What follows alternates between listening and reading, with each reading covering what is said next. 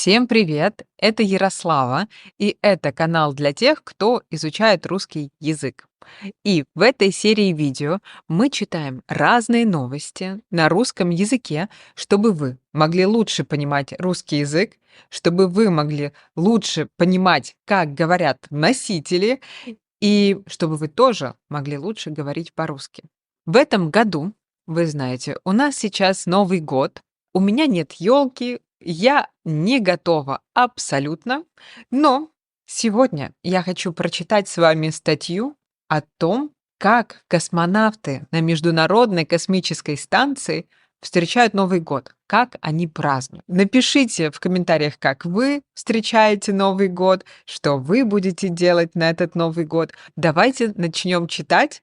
Если вы когда-нибудь хотели, мечтали полететь в космос, то, наверное, вам будет интересно узнать, как настоящий космонавт Алексей Овчинин встречает Новый год на орбите, и мы узнаем, что говорит его жена Светлана Овчинина о Новом годе, как они встречают Новый год вместе, но на расстоянии. Давайте начнем читать. Первыми встретят 2025. Знак вопроса. Как космонавты отмечают Новый год в невесомости? Кстати, наверное, вы знаете, что есть два слова: космонавты, астронавты. И это два полных синонима, но есть одна разница. Космонавты — это постсоветское пространство, и астронавты — это американские астронавты, европейские, наверное, астронавты тоже. Я узнала, что у индийских или у китайских космонавтов, астронавтов есть свое название, и это название, а я сейчас посмотрю в интернете. Тайконавты.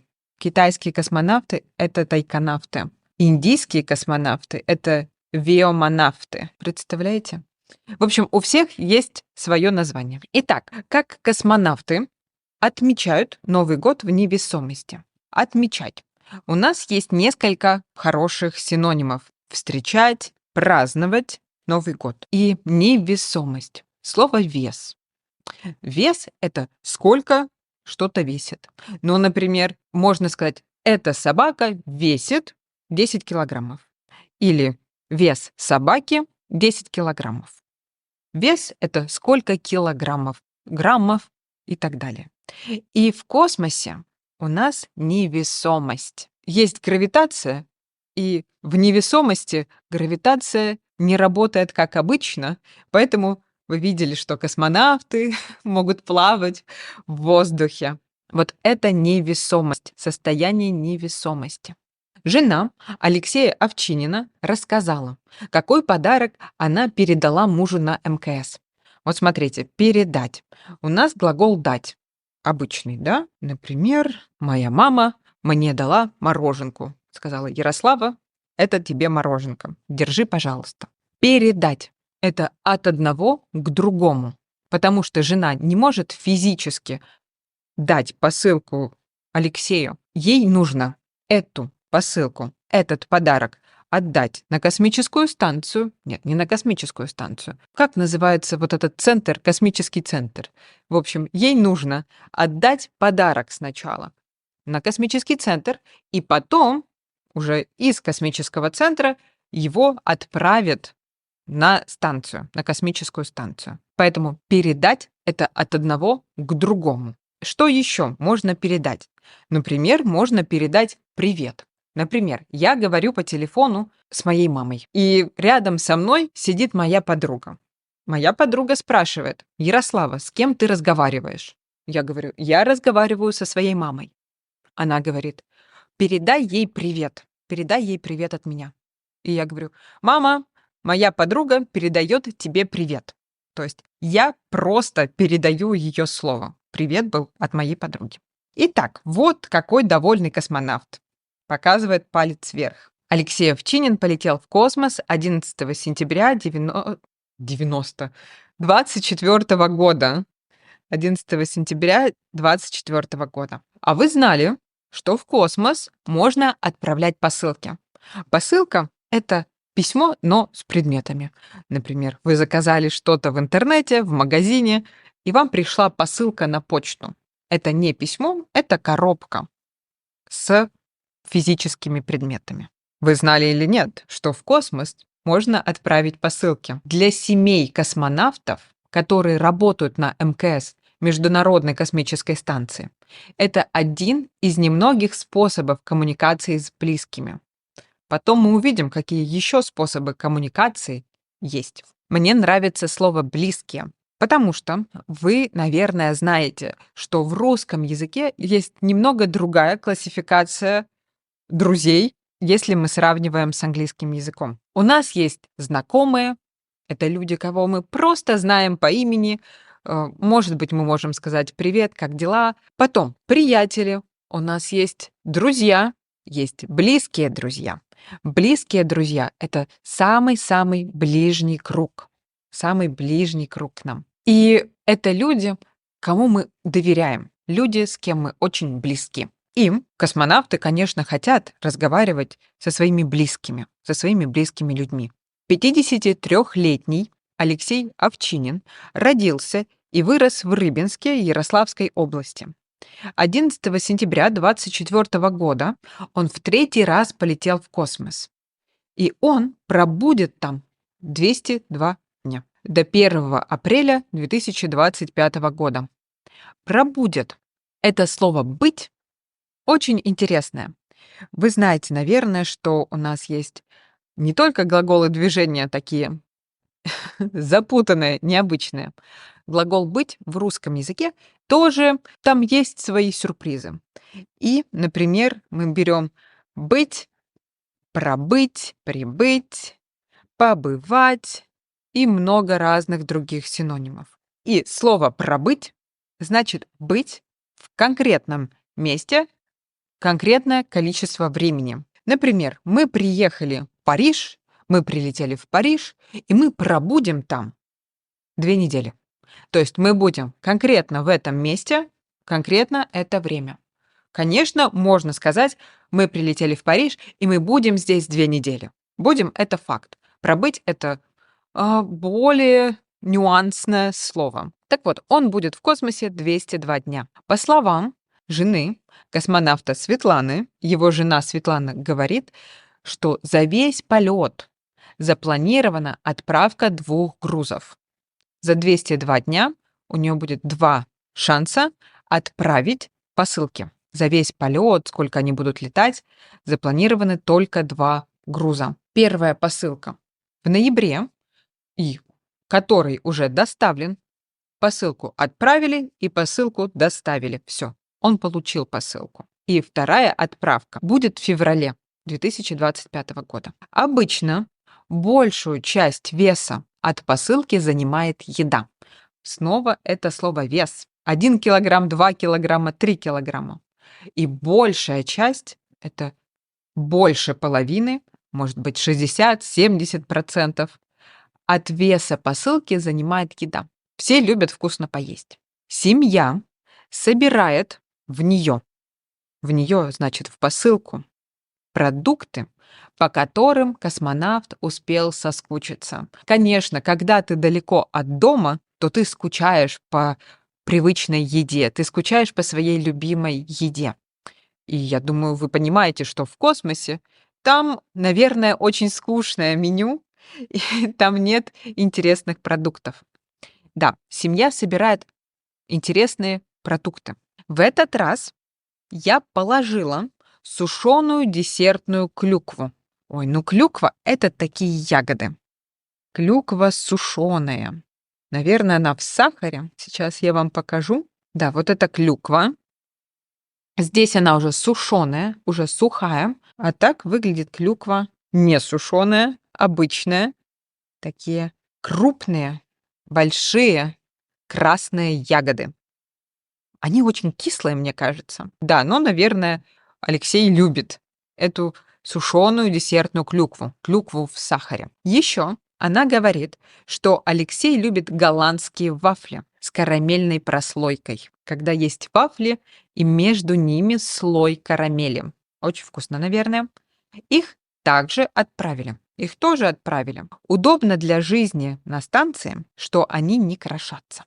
Вы знаете, когда вы едите печенье, хлеб, от него бывают крошки, маленькие-маленькие кусочки. Если вы любите есть еду в кровати, то вы, наверное, знаете, вы едите что-то, а потом в кровати крошки, и вы не можете спокойно сидеть. Вы не можете спокойно спать, потому что везде крошки.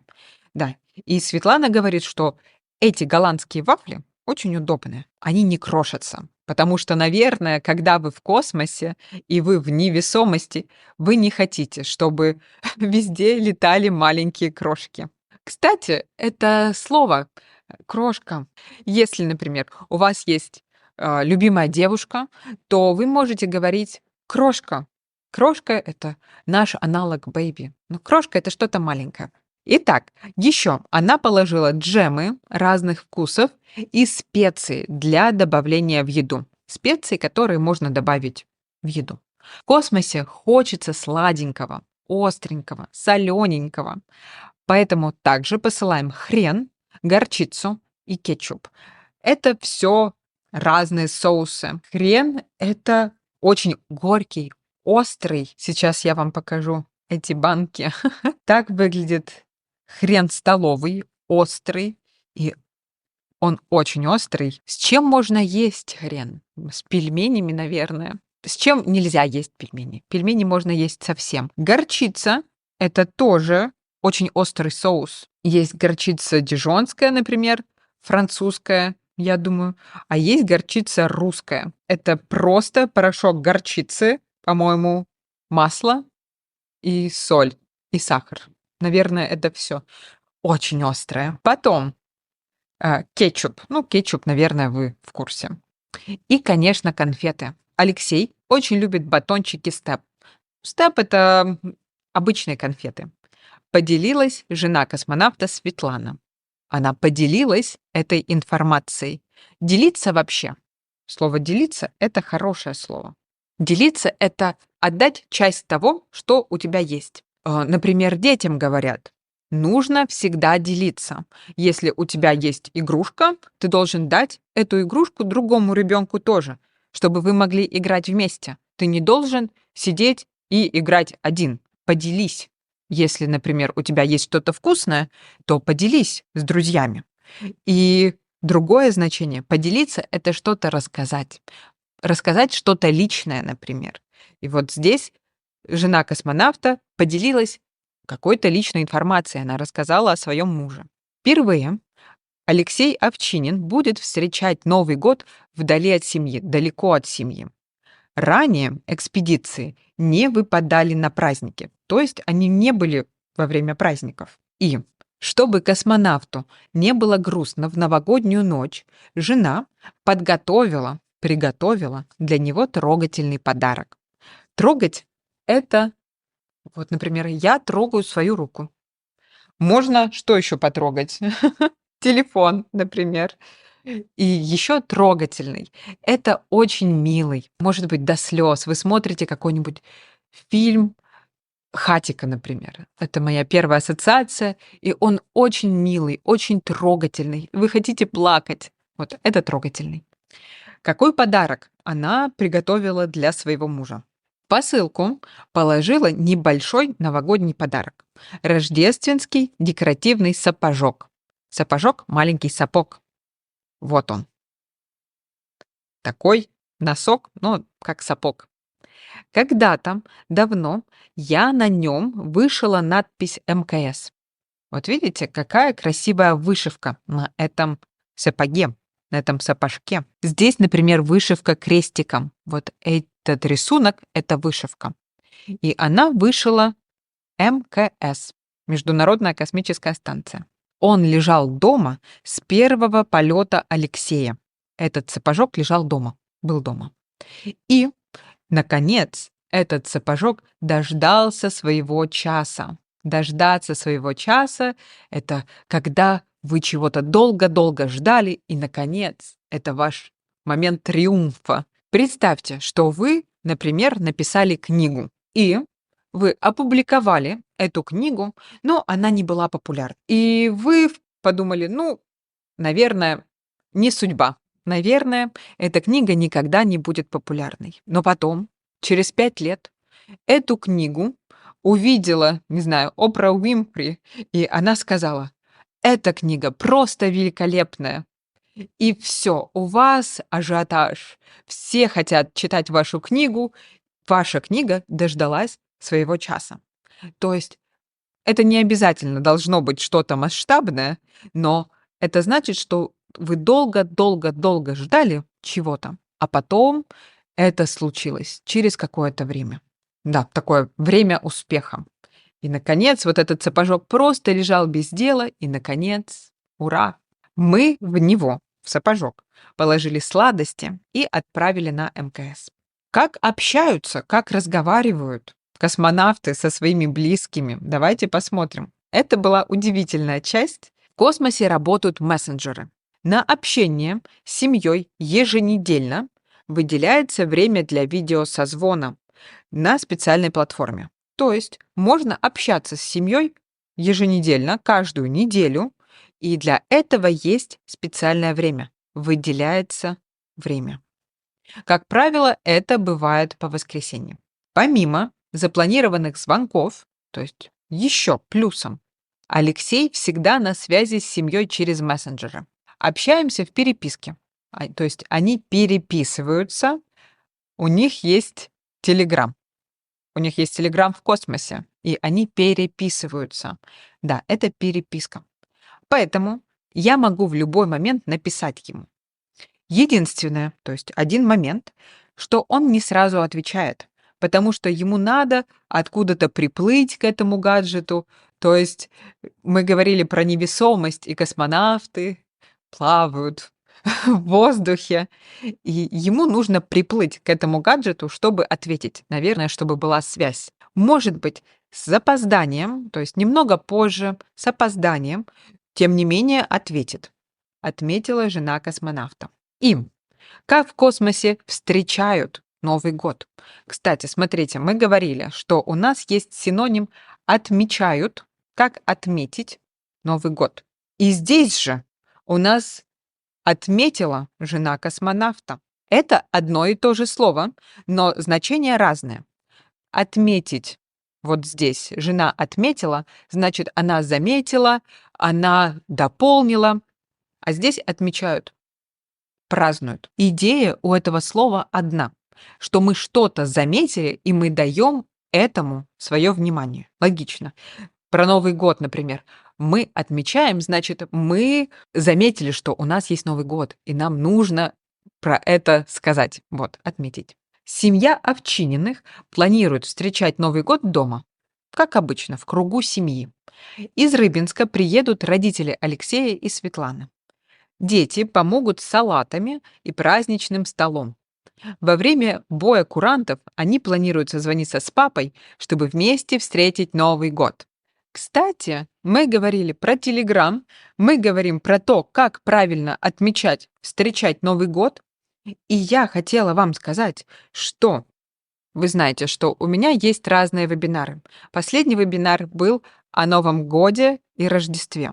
Сейчас все эти вебинары, этот вебинар и все вебинары, которые были раньше, входят в подписку на Buy Me a Coffee. Поэтому вы можете посмотреть все вебинары, какие там есть. Что еще входит в подписку на Buy Me a Coffee?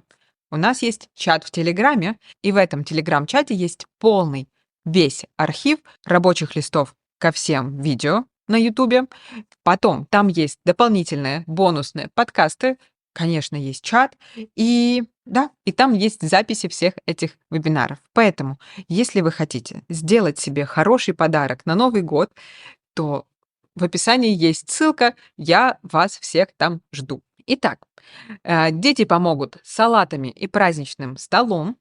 Какие салаты, наверное, вы знаете, это оливье, это крабовый салат, селедка под шубой, мимоза есть салат, есть разные салаты. И во время боя курантов, бом-бом, они, семья, планируют созвониться с папой, чтобы вместе встретить Новый год. Новогодние праздники на МКС принято отмечать в большой компании. Принято — это значит такая традиция. Новогодние праздники традиционно отмечают в большой компании. Со слов Светланы, Обычно американские или европейские космонавты приглашают наших специалистов в гости к себе в сегменты. Да, на Международной космической станции есть разные сегменты. А, Да, европейцы, американцы, ну, в общем, разные-разные страны. А после и они приходят на российскую часть МКС. В космосе, как и на Земле, принято принято, такая традиция, накрывать праздничный стол, делать большой красивый праздничный стол. Каждый космонавт приносит припасенную для особых случаев еду. Припасти — это сохранить, и здесь каждый космонавт сохранил какую-то особенную еду вот для такого праздника. Они ее припасли. Сохранили, специально не ели. И Светлана говорит: «Я уже сказала, Алексей, ты хотя бы дождись Нового года. Не съедай все вкусняшки сразу. А то сейчас прилетит посылка, а до праздников одна конфетка останется. Прибереги». Прибереги, да, сохрани. И, к слову, вкусняшки — это будет наше последнее, а, последнее классное слово. Вкусняшки — это все вкусненькое, все вкусное, что вы любите есть. Обычно это какие-то снеки небольшие, может быть, конфетки, шоколадки, что-то сладкое, может быть, соленое, любое. Но это небольшое и приятное. Да, вот это вкусняшки. Ну что, дорогие мои друзья, я всех вас поздравляю с Новым годом, с прошедшим Рождеством, хотя в России Рождество еще только будет. В любом случае, спасибо вам огромное за этот классный год, и мы с вами встретимся совсем-совсем скоро, в январе. И всем пока-пока!